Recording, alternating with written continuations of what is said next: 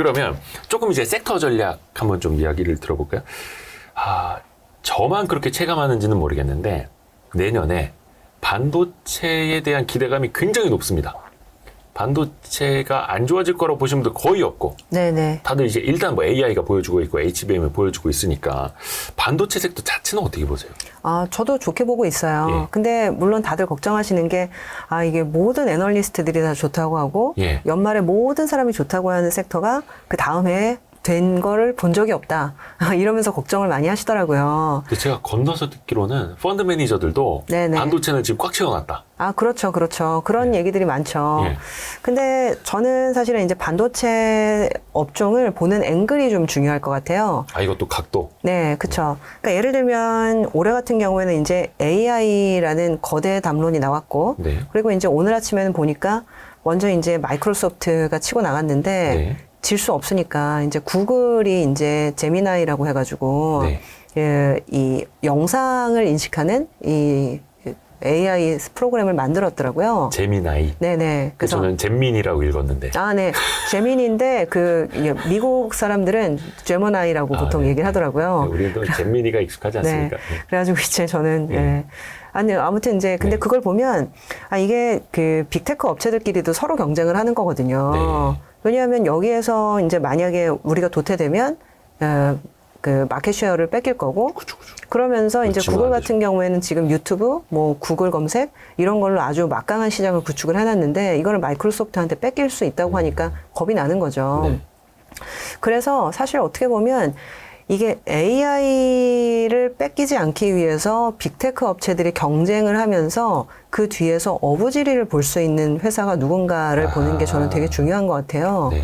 그래서 이제 AI가 좋아지는 건 분명하죠. 네. 근데 이것 때문에 어부지리를 볼 수 있는 회사가 누가 있어라고 했을 때 올해는 보면 그냥 사실은 유일하게 엔비디아 하나 사면 끝나는 장이었다라고 보거든요.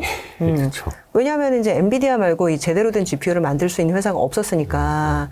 그리고 사실은 마이크로소프트 이외에 의미 있는 AI 프로그램을 낸 데가 없었으니까. 그래서 이제 마이크로소프트랑 엔비디아 두 개만 가져가면 되는 장이었다면 네. 내년도는 약간 AI의 좀 춘추전국 시대 같은 느낌이잖아요. 나도 해, 너도 해 하면서 우리나라에 이제 뭐 네이버나 카카오까지도 하겠다라고 얘기를 하니까 그러면서 대중화라고 하면 모르겠지만 이제 춘추전국 시대가 되면서 실질적으로 설비 투자를 굉장히 많이 해야 되는 장으로 가는 거죠. 네. 그래서 이제 이게 서버 투자의 사이클로 아마 연결이 되지 않을까라는 생각도 좀 하고 그러면서 사실은 지금 스팟 가격이나 반도체 재고량이 이제 여전히 많지만 드디어 이제 약간 재고 증가율이 많이 감소하고 있거든요. 아까 그 PC에 대한 재고도 보여주셨습니다. 네네네. 네. 그러다 보니까 실질적으로는 이 반도체가 좋아질 때 그냥 AI 때문에 좋다라고 하면 이 AI 관련된 뭐 내지는 좀 이 반도체를 만드는 좀 특수 장비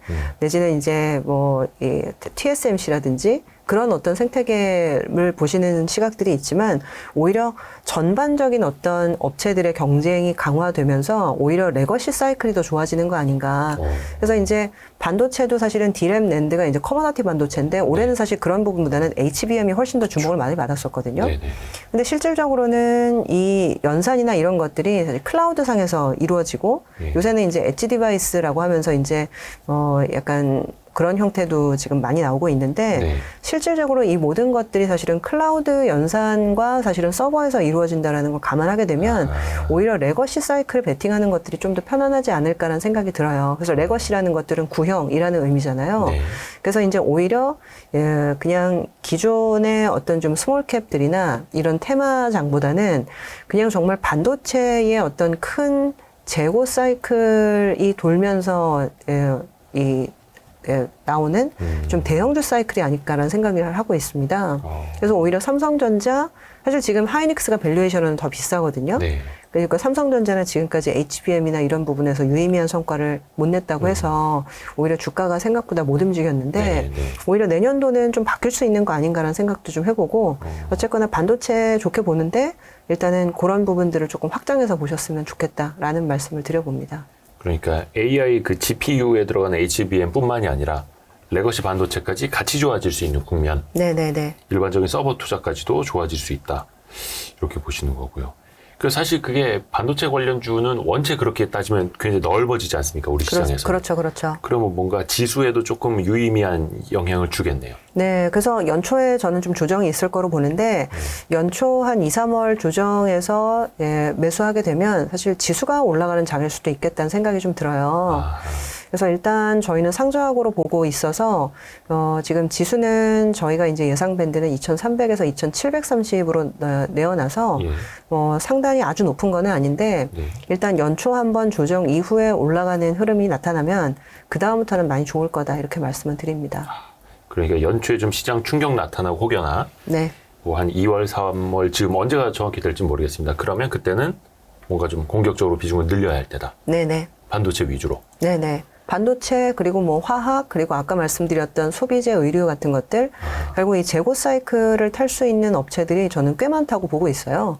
최근 1, 2년간 지금 재고 조정을 많이 거치면서 과소 재고로 지금 가고 있는 형국들이 몇몇 섹터에서는 발견이 되고 있기 때문에 아하.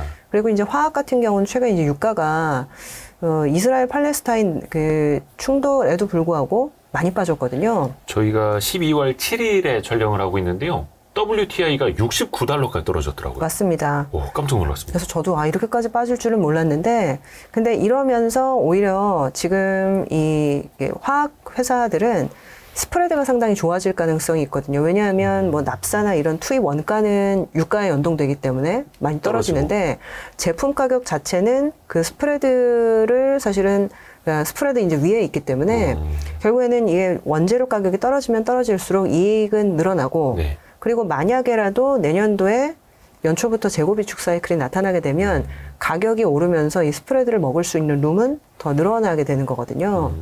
그래서 내년도에는 그런 흐름을 한번 기대해 보고 있습니다. 근데 약간 저는 이제 좀 단순하게 생각을 해보면 그런 것도 이제 경기 민감주니까 네네. 경기 안 좋으면 안 좋을 거야. 이렇게 그렇죠, 보는데 그렇죠. 네. 그것보다는 약간 재고 사이클에 조금 더 비중을 두자. 근데 경기가 사실은 좋아지면 당연히 예. 그 재고나 이런 것들도 비축이 되는데 예를 들면 지금까지 경기가 좋아져도 이미 재고가 충분하면 그리고 가격이 생각보다 오르지 않으면 이 재고 사이클이라는 것들이 발현되지 않는 그쵸, 경우도 의미가 좀 있거든요. 반감되죠. 근데 지금 같은 경우는 코로나 이후에 과잉 재고에 뒤어서 아하. 업체들이 과소 재고로 가고 있는 흐름들이 약간 있고 거기에다가 내년도에 한번 연초에 경기가 안 좋을 줄 알았는데 의외로 돌아서게 되면 업체들의 좀 흐름이 빨라질 수 있는 거죠. 네, 그런 측면을 한번 기대해 봅니다. 네. 그래서 그 리스타킹 네. 수요, 재고 축적 수요를 봐야 된다. 화학주도 마찬가지고.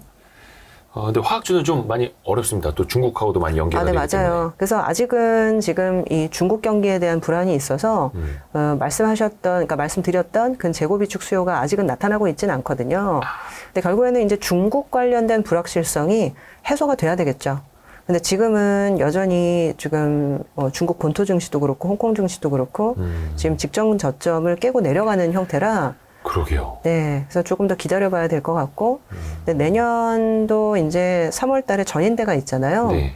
그리고 이제 전인대 이전에 중국이 어떤 중요 정책적인 결정을 하는 경우도 상당히 좀 많고, 전환점을 또 마련하는 경우도 많기 때문에, 일단은 내년도 한 2, 3월이 중요 분기점이 될 것 같다라고는 보고 있습니다. 내년 봄에 양회 이거 봐야 되고, 그러니까 화학주는 뭔가 선제적으로 우리가 움직이기보다는 약간 재고 다시 쌓는 그런 움직임을 보고 네네. 그 불확실성이 좀 개선이 될 때 그때. 그리고 화학 제품 스프레드는 사실 또 매일매일 나와요. 그렇죠. 그러다 보니까 이게 뭐 증권사 애널리스트들이나 실제로 이제 화학 시황 보는 연구소들에서 매일 확인하실 수가 있는데 확인하시다 보면 사실 이 시작이 됐구나라는 거를 금방 아실 수도 있죠. 아하. 네. 그래서 화학 산업 리포트나 일주일에 한 번씩 이제 열어봐야 되는. 네네네. 네, 좋습니다. 그리고 그 소비재 의류도 이제 다시 재고를 쌓을 수 있다라고 말씀을 해주신 건 이제 미국 얘기죠. 미국도 마찬가지고요. 사실 우리나라 업체들이 이제 소비재 쪽은 생산 업체가 있고요. 화장품이랑 의류랑 생산 업체가 있고 네. 브랜드 업체가 있는데 네. 결국에는 이제 생산 업체들은 미국의 소비재 업체들이 발주를 내면 그렇죠. 그쪽에서 이제 좋아지게 되거든요. 네네네. 근데 이제 올해 같은 경우에는 워낙에 재고가 많다 보니까 사실 발주가 그렇게 좋지 않았어요.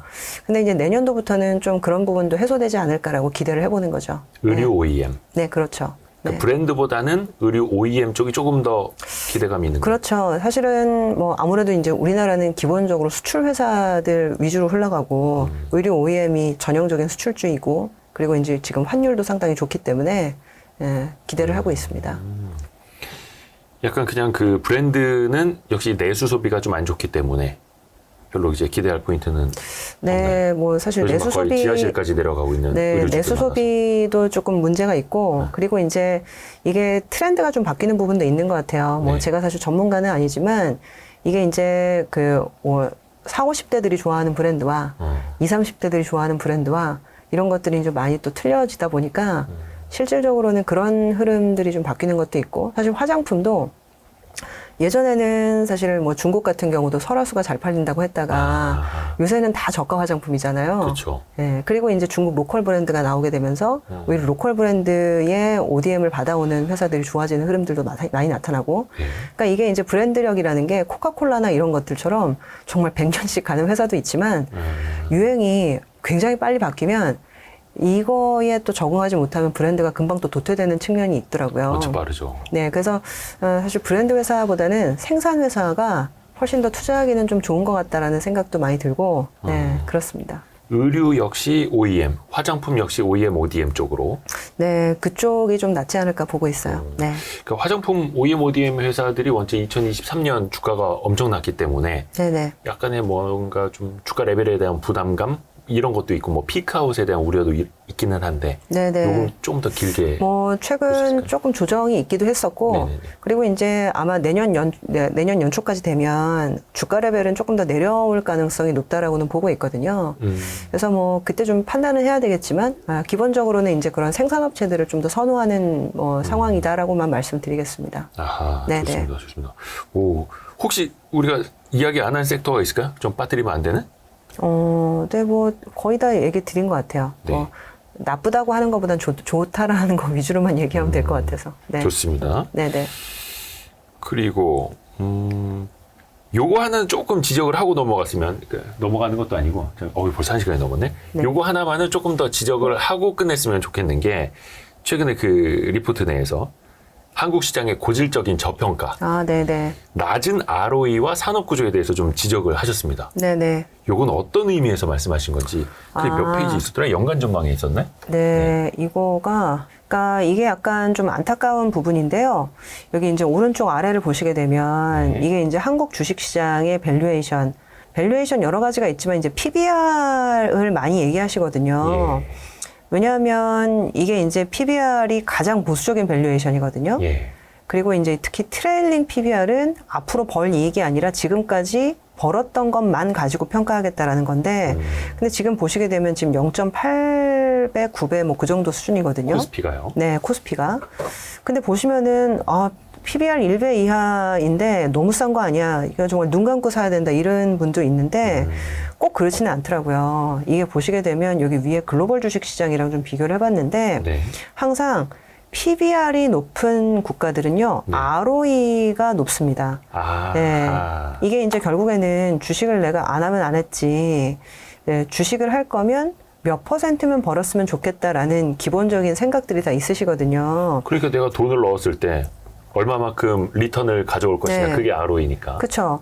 근데 이제 보통은 이제 이 ROE라는 거는 이제 기업들이 얼마나 버느냐에 대한 문제인데 그렇죠. 내가 사실 9%에서 10% 정도는 벌었으면 좋겠다라는 마음을 가지고 보통은 주식을 하잖아요. 네. 근데 우리나라의 ROE가 여기 보시게 되면 8에서 9% 정도밖에 안 됩니다. 내년도 예상이 지금 8.56 정도밖에 안 되거든요. 거의 세계 최저 수준이에요? 네네, 그렇죠. 여러 가지 이유가 있어요. 이게 첫 번째는 그냥 우리나라의 산업 구조 자체도 문제고요. 저성장이 고착화 되면서 철강, 화학, 건설 같은 국영재 산업군, 여기가 예전에 ROE가 되게 높았는데 많이 낮아졌고, 네. 그나마 지금 바이오, 플랫폼, 화장품, 게임 컨텐츠 이런 것들은 ROE가 되게 높은 산업인데, 시가총액으로 보면 아직은 작습니다. 비중이. 네. 네. 그리고 이제 사실 그래도 이제 믿을 만한 거는 반도체인데, 반도체는 어떤 때는 ROE가 엄청 높았다가 어떤 때는 반도체가 ROE가 엄청 낮아져요. 사이클이 심하니까. 네, 그렇죠. 변동성이 극심하거든요. 예. 그래서 사실상 이게 사실은 이 스위스 럭셔리로 유명하잖아요. 네네네. 미국 테크가 다 모여 있고 인도 인도는 사실 지금 고성장 중이니까 이제 그런 측면이 있는데 이런 사실은 시장과 비교해서 우리나라 기업들이 과연 매력이 있느냐라는 문제가 있다 보니까 사실상 이게 밸류에이션이 너무 싸기 때문에 무조건 사라라는 얘기를 하기가 되게 힘든 거죠. 오히려 인도랑도 저렇게 차이가 나네요. 네네.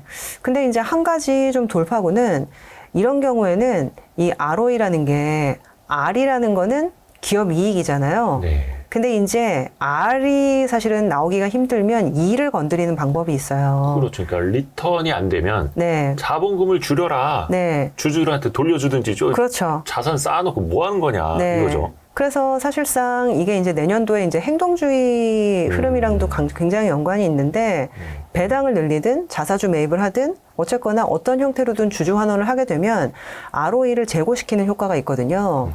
그래서 저는 사실은 이 고질적인 저평가 문제가 산업 구조를 바꾸는 건 되게 힘들어요. 앞으로도 좋아지려고 그렇죠. 많이 네. 노력은 하겠지만, 근데 이제 그나마 이 내년도에 이제 이 배당 관련돼서 지금 제도 변경도 좀 있을 거고, 네. 지금까지는 이제 배당금은 나중에 발표하고 주주 명부를 먼저 폐쇄하잖아요. 그렇죠. 그래서 800원 배당 줄 거라고 생각했는데 나중에 까보니까 600원? 그러면 뒤통수 맞았네. 보통은 약간 이런 흐름들도 있었거든요. 그렇죠. 근데 이제 이게 미국은 그렇지 않잖아요. 내가 얼마를 배당을 하겠다라고 먼저 얘기하고 나중에 주주 명부를 폐쇄하기 때문에 지금 금융위에서는 이제 이런 식으로 제도를 바꾸겠다고 얘기는 하고 계세요. 그렇죠.